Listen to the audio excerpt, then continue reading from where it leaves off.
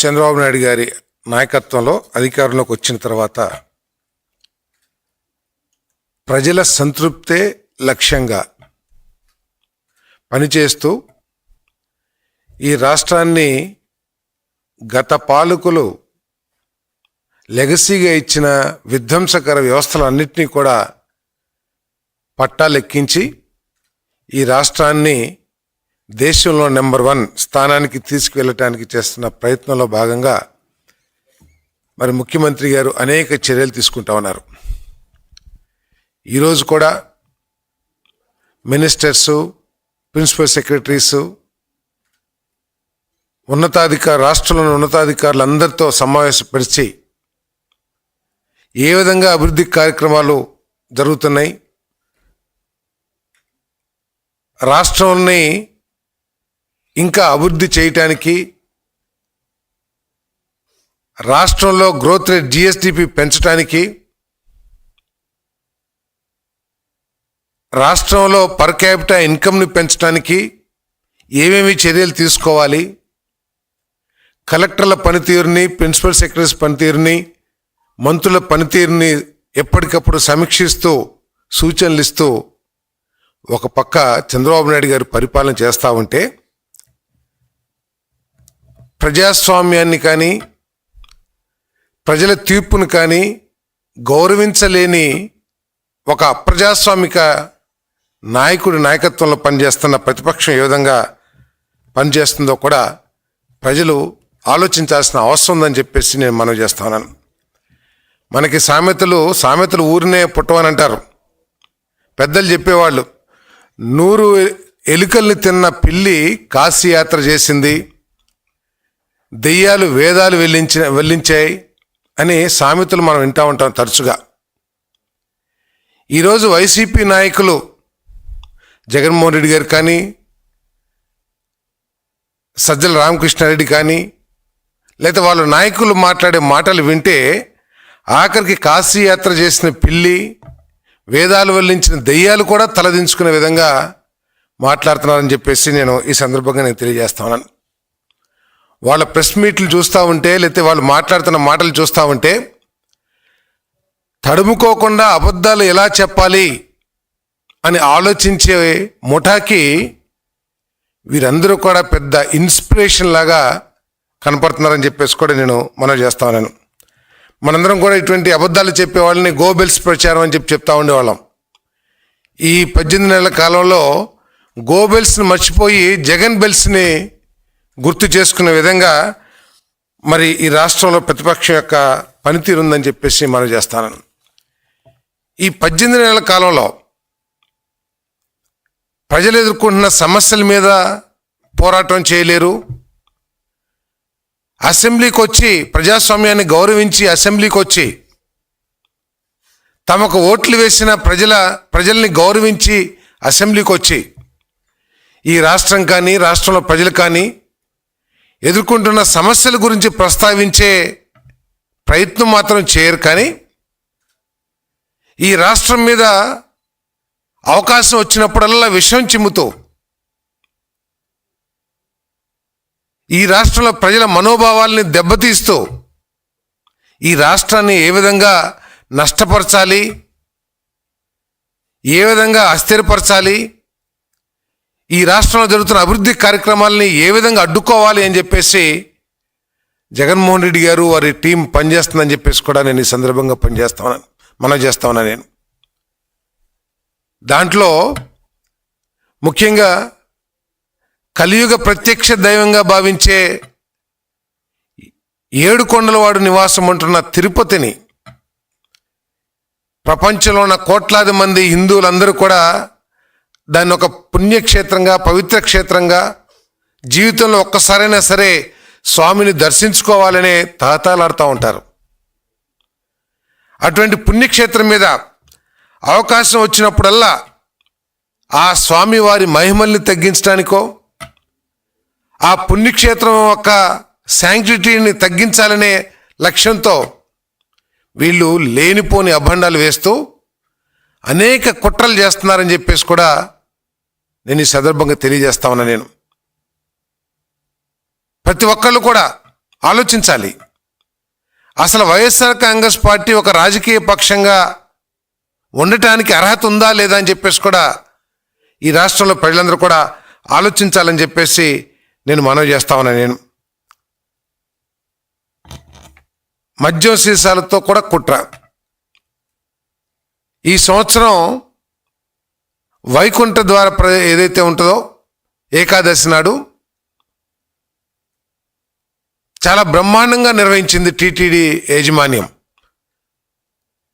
ఇంతకుముందు వైసీపీ నాయకులు అక్కడేదో మాదే తిరుపతి, మేమిక్కడ పెత్తందారులమి, మేము ఎంతమందిని కంటే అంతమందిని తీసుకెళ్తాము, ఇష్టం వచ్చిన రీతిలో దర్శనాలు చేపిస్తూ ఉన్న పరిస్థితుల నుంచి ఈరోజు ఒక వైకుంఠ ద్వారా దర్శనం ఒక పద్ధతిలో, క్రమ పద్ధతిలో టీటీడీ బోర్డు నిర్ణయించిన విధానాల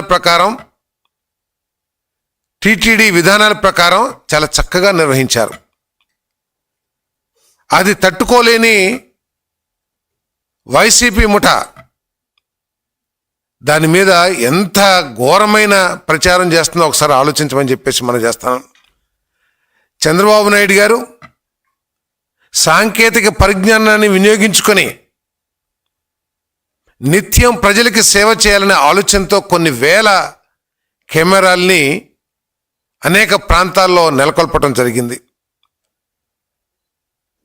ఆ కెమెరాల ద్వారా వీళ్ళు చేసిన కుట్ర ఖాళీ మద్యం సీసాలని తీసుకుని వెళ్ళి కింద తిరుపతిలో ఖాళీ మద్యం సీసాలు కొనుక్కొని పైకి వెళ్ళి తిరుమలలో పెట్టి ఏదో అపవిత్రం జరిగిపోయిందని చెప్పేసి ఎటువంటి దుష్ప్రచారం చేశారో కూడా ఒకసారి ఆలోచించామని చెప్పేసి మనం చేస్తాను. మరి ఆ కెమెరాల సాక్షిగా, కెమెరాల మూలంగా ఎవరైతే ఈ కుట్రకి పాల్పడ్డారో, ఎవరైతే ఈ దురాగతానికి పాల్పడ్డారో వాళ్ళందరూ కూడా పోలీసులకి చిక్కిపోయారని చెప్పేసి మనం చేస్తాను. ఈ వ్యక్తులు సాక్షి విలేకరులో లేకపోతే ఆ వైసీపీ అనుబంధ సోషల్ మీడియా వర్కర్స్, వీళ్ళు భూమన కరుణాకర్ రెడ్డి గారి అనుచరులు అని చెప్పేసి తిరుపతిలో అంతా కూడా చెప్పుకుంటూ ఉన్నారు. భూమన కరుణాకర్ రెడ్డి గారు పైన ఉన్నది దేవుడు కాదు, ఒక నల్లరాయి మాత్రమే అని కించపరిచే విధంగా, ఆ స్వామిని కించపరిచే విధంగా మాట్లాడిన వ్యక్తి ఈరోజు నేనే హిందువుని అని చెప్పేసి ఒళ్ళంతా నామాలు పూసుకుని ఏ విధంగా మాట్లాడుతున్నారో కూడా ఒకసారి ఆలోచన చేయాలి. ఎవరైతే పోలీసులకు చిక్కారో కెమెరాల సాక్షిగా, వాళ్ళు మీ మనుషులు కాదా అని చెప్పేసి సూటిగా నేను ప్రశ్నిస్తానని చెప్పేసి కూడా నేను ఈ సందర్భంగా తెలియజేస్తా ఉన్నాను. నీ అనుచరులు చేసినప్పుడు ఎందుకు మొసలి కన్నీరు కారుస్తున్నారు కరుణాకర్ రెడ్డి గారు అని చెప్పేసి కూడా నేను అడుగుతా ఉన్నా. నేను అంతేకాకుండా ఆధ్యాత్మిక పర్యాటక ముఖ్యమంత్రి గారు అనేక సందర్భాల్లో మాట్లాడుతూ ఉన్నారు. ఈ రాష్ట్రంలో అభివృద్ధిలో భాగంగా టూరిజం ఒక గొప్ప అవకాశం ఉన్న రంగం మన రాష్ట్రంలో. టూరిజాన్ని పెంచినట్లయితే జిఎస్డిపి ఆదాయం పెరగటమే కాకుండా లక్షలాది మందికి ఉద్యోగ అవకాశాలు కల్పించగలిగిన రంగం అని చెప్పేసి టూరిజంని బ్రహ్మాండంగా ప్రోత్సహిస్తూ ఉంది ఈ ప్రభుత్వం అని చెప్పేసి మనం చేస్తాను. నేను ఈ టూరిజంలో టెంపుల్ టూరిజం, ఆధ్యాత్మిక పర్యాటక రంగం ఒక ముఖ్యమైనది. మన రాష్ట్రంలో వేంచేసి ఉన్న స్వాములు, వెంకటేశ్వర స్వామి కానివ్వండి, ఆ శ్రీశైలంలో శివయ్య కానివ్వండి, కృష్ణా జిల్లాలో విజయవాడలో ఉన్న అమ్మవారు కానివ్వండి, టెంపుల్ టూరిజంకి ఆంధ్రప్రదేశ్లో చాలా బ్రహ్మాండంగా ప్రపంచమంతా కూడా భక్తులు ఇక్కడికి వచ్చి దర్శనం చేసుకోవాలని భావిస్తూ ఉంటారు. అటువంటి రంగాన్ని దెబ్బతీస్తానికి, అటువంటి ఆధ్యాత్మిక పర్యాటక రంగాన్ని దెబ్బతీస్తానికి ఈ వైసీపీ పార్టీ కంకణం కట్టుకుని ఆఖరికి దేవుళ్ళ మీద కూడా దుష్ప్రచారం చేస్తానికి ప్రయత్నం చేయటం ఎంత ఘోరమో ఒకసారి ఆలోచించాలని చెప్పేసి మనం చేస్తాను. నేను ఆఖరికి కల్తీ నెయ్యిలో A34గా ఉన్న విజయభాస్కర్ రెడ్డి ఏ విధంగా ముడుపులు కొన్ని లక్షల కోట్ల రూపాయలు ముడుపులు సంపాదించాడో మరి ఆయనే స్వయంగా చెప్పడం కూడా జరిగిందని చెప్పేసి నేను మనవి చేస్తా ఉన్నాను. నేను మరి ఈ విధంగా చేస్తూ వైసీపీ ఉన్న సమయంలో హిందూ దేవాలయాల మీద ఏ విధంగా దాడి జరిగిందో కూడా ప్రజలందరూ కూడా గుర్తించాల్సిన అవసరం ఉందని చెప్పేసి నేను మనవి చేస్తా ఉన్నాను. నేను అధికారం పోయిన తర్వాత తాము చేసిన పాపాల మూలంగానో తాము చేసిన దుష్పరిపాలన మూలంగానో అని బుద్ధి తెచ్చుకోకుండా ఇప్పటికి కూడా నిత్య అబద్ధాలు చెప్తూ, ఉదాహరణకి తిరుమల తిరుపతి దేవస్థానంలో గోశాలలో ఆవులు చనిపోయినాయని చెప్పేసి ఒక అబద్ధ ప్రచారం చేశారు. ఎక్కడో ఫోటోలు తీసుకొచ్చి అక్కడ చనిపోయినట్లు ప్రచారం చేస్తానికి ప్రయత్నం చేసింది వైసీపీ. అదేవిధంగా చంద్రగిరిలో ఎక్కడో ఒక మన టోల్ గేట్ లాగా ఉంటే బ్యారికేడ్ లాంటిది ఉంటే దాన్ని తీసుకొచ్చి మన తిరుమలలో ఇటువంటి పెట్టారని చెప్పేసి అబద్ధాలు చెప్తానికి ప్రయత్నం చేశారని చెప్పేసి మనం చేస్తామని నేను. మరి అదేవిధంగా కొంతమంది భక్తులు దురదృష్టవశాత్తు చనిపోతే తిరుమల దేవస్థానం చేసిన తికమక ప్రకటన మూలంగా భక్తులు పరుగులు తీయటం మూలంగా చనిపోయారని చెప్పేసి మరి ఒక దుష్ప్రచారం చేస్తాం ప్రయత్నం చేశారు. ఇదే వైఎస్ఆర్ కాంగ్రెస్ పార్టీ తిరుమల ప్రాంతంలో తిరుపతి ప్రాంతంలో టీటీడీ భూముల్లో పరమతస్తులకి ఎటువంటి అనుమతులు ఇవ్వకూడదని చెప్పేసి నిబంధనలు ఉన్నా కూడా అక్కడ ముంతాజ్ హోటల్కి పర్మిషన్ ఇస్తే మరి ఈ కూటమి ప్రభుత్వం హిందూ మనోభావాల్ని ఆ టీటీడీ ఉన్న రెగ్యులేషన్స్ని గౌరవించి నిబంధనలు గౌరవించి దాన్ని రద్దు చేసేసిందని కూడా నేను మనవి చేస్తామని నేను. సో ఈ విధంగా దేవుడి మీద నమ్మకం లేని ఈ దేవుడి మీద నమ్మకం లేని కరుణాకర్ రెడ్డి గారికి చైర్మన్ పదవి అప్పచెప్పి ఏ విధంగా తిరుమల తిరుపతి రిసోర్సెస్ని దుర్వినియోగం చేశారో కూడా ఒకసారి ఆలోచన చేయాలి. ఆయన మనసుకు నచ్చిన ఎన్నో కార్యక్రమాలు చేస్తూ ఆఖరికి తిరుమల తిరుపతి దేవస్థానం యొక్క నిధుల్ని పూర్తిగా తిరుపతికి ఖర్చు పెట్టడానికి భక్తులు అన్ని రాష్ట్రాల నుంచి కూడా వస్తారు.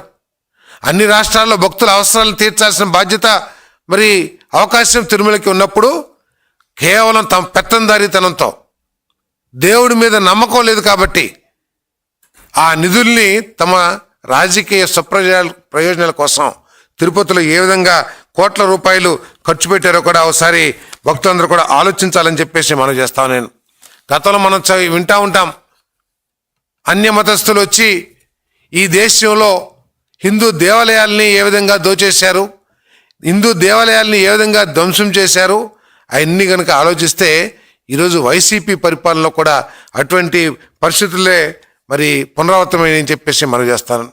కల్తీ నెయ్యి ఎంతో ఘోరమండి. కనీసం 10% 20% కూడా లేదని చెప్పేసి పేపర్లు చదువుతా ఉన్న ఒరిజినల్ నెయ్యి అంత డూప్లికేట్ నెయ్యితో పామాయిల్తో మరి కొన్ని పత్రికల్లో అయితే జంతు కొవ్వని కూడా వచ్చింది. ఇంకా అది ఏదైతే ఎంక్వైరీ చేస్తున్నారో తప్పకుండా వాళ్ళు తీస్తారు.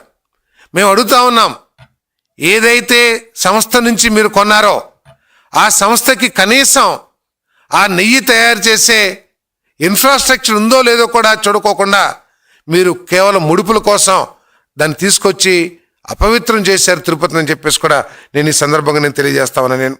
మరి పరకామణి మన చిన్న దొంగతనం జరిగితే ఎంత సీరియస్గా చర్యలు తీసుకుంటామో ఒకసారి ఆలోచించండి. ప్రపంచవ్యాప్తంగా ఉన్న భక్తులు మొక్కులు తీర్చుకుని మొక్కులు చెల్లించుకునే దేవుడికి మాకు మేలు జరిగిద్ది, మా కుటుంబానికి మేలు జరిగిద్ది అని భావించే ఒక సెంటిమెంట్ని ధ్వంసం చేసే విధంగా పరకామణిలో చోరీ జరిగితే వారి మీద కఠినమైన చర్యలు తీసుకోకుండా కేవలం ఒక సెటిల్మెంట్ బ్యాచ్ ఏదైతే చేస్తూ ఉంటారో ఆ విధంగా సెటిల్మెంట్ చేసి కేసుని నీరు గార్చి వాళ్ళు బయటపడేట్టు చేశారంటే ఎంత ఘోరమో ఒకసారి ఆలోచించామని చెప్పేసి మనం చేస్తామని నేను. మరి ఆ కేసులో సాక్షిగా వస్తున్న ఒక అధికారి ఏ విధంగా కొంత అర్థం కాని పరిస్థితుల్లో ఏ విధంగా రైలు నుంచి పడిపోయాడో కూడా ఒకసారి ఆలోచించాలని చెప్పేసి మనం చేస్తాను నేను. అంటే ఏ కేసు వచ్చినా కూడా కేసులో తప్పించుకోవడానికి దాంట్లో సాక్షులు చనిపోతారు. వివేకానంద రెడ్డి గారి హత్య కేసులో 4 సాక్షులు చనిపోతారు. పరిటాల రవి హత్య కేసులో 9 మంది చనిపోతారు. ఇదేమిటో అసలు అర్థం కావట్లేదు ఈ రాష్ట్ర ప్రజలకి అని చెప్పేసి మనవి చేస్తాను నేను మనవి చేసేది ఏమిటంటే, మీరు నిజంగా ప్రజాస్వామ్యాన్ని గౌరవించే ఒక రాజకీయ పక్షం అయినట్లయితే కనుక మీరు ఈ రాష్ట్ర అభివృద్ధికి మీరు తోడ్పాటు అందించలేకపోయినా నోరు మూసుకున్నామని చెప్పేసి మనం చేస్తా ఉన్నాం. ఈ విధమైన విషయాన్ని చిమ్మొద్దని చెప్పేసి నేను మనం చేస్తా ఉన్నా నేను.